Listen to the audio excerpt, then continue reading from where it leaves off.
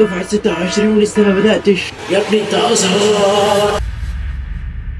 السلام عليكم ورحمه الله وبركاته، اهلا بكم في حلقه جديده من قناه دروس عياد. في البدايه انا اسف جدا على التنزيل، بقى لي فتره كبيره مش بنزل، بقى لي بتاع حوالي شهر ونص مش بنزل، لان احنا طبيعي احنا في اجازه وكنت محتاج ان انا افصل في حاجات كتيره اولويات من التصوير، فكان لازم اعملها. ففي البدايه اسف جدا. فخلينا ندخل في موضوع النهارده هتكلمك لان طالب ازهري في الدفعه 2026 ولسه ما بداتش خطه جامده جدا اللي بقى. فيلا بينا. ولا دفعه 2026 ازهر، فلو انت عام اطلع من الفيديو. بهزر ها؟ بهزر. اعمل بخ.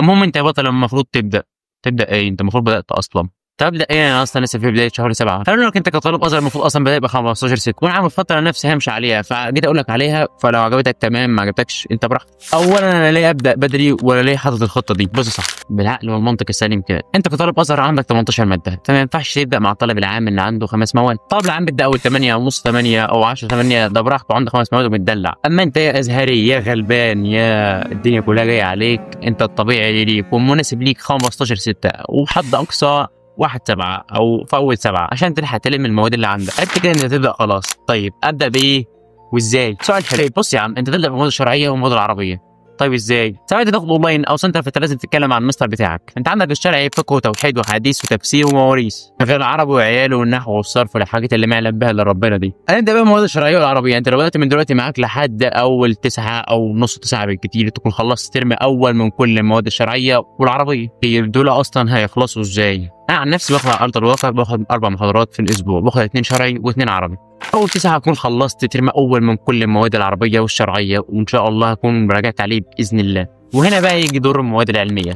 طيب هنعمل ايه في المواد العلميه؟ مدرسين المواد العلميه بيبداوا في اول 8 او نص 8 كده، فانت ساعتها هتقلل من المواد الشرعيه، بدل ما كنت بتاخد 4 محاضرات في الاسبوع هتخليهم محاضرتين بس، وانت كده كده مفيش كام يوم وتخلص ترم اول من المواد الشرعيه والعربيه. يعني خلصت ترم اول من المواد دي وانت لسه بتقول بسم الله نبدا. فاهم؟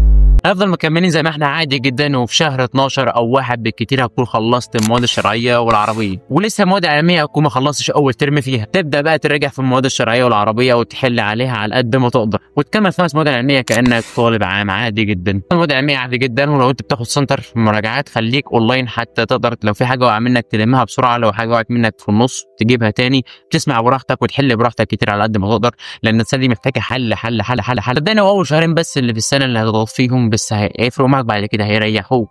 او بلاش كلمه هيريحوك دي عشان ما فيش راحه في السنه دي اصلا. الاولى هيشيلوا عنك حمل كبير في السنه دي. الخطه اللي قال لي عليها دي طالب من دفعه 2025، ولما سالت المستر كان بياخد عنده وقال لي انا كنت امشي مع كل الدفعات اللي فاتت على نفس الخطه دي، وكانوا بيفرقوا معاهم جدا وكانت بتظبط معاهم السنه كلها. ولو انت ليك اي راي تاني او في حاجه مش عاجباك في الخطه دي، فيا ريت تقدر تقول لي تحت في الكومنتات. انت رايك طبعا يحترم، طبعا مش محتاج اقول لك ان احنا كلنا بنقع في الفخ ده في السنه دي، واللي هو احنا بنقع كلنا في نص السنه، بنرجع على شهر 10 او 11 وبنريح، يعني كلنا بنريح، ده طبيعي، شيء طبيعي. بس اللي مش طبيعي بقى او الاحسن انت تفرق بيناتي وبيناتك، انت الليل هيقوم بعد ما يقع يقوم تاني. في ناس بتعوق ممكن تقعد شهرين وثلاثه، في ناس ممكن يومين 3 تريحهم بعد كده تقوم تاني، فهي البركه في ان انت تقوم بسرعه. لو عايزني اقول لك الفيديو بتاعي على افضل مدرسين نكمل معاهم كطالب ازهر، اكتب لي تحت في الكومنتات. وفي النهايه حابب اقول لك ان هي كلها سنه، يعني 365 يوم هتعدي كده كده هتعدي، فنبداها صح ونختمها صح، وكلنا يصيبنا الا ما كتب الله لنا. قل لن يصيبنا إلا ما كتب الله لنا هو مولانا وعلى الله فليتوكل المؤمنون.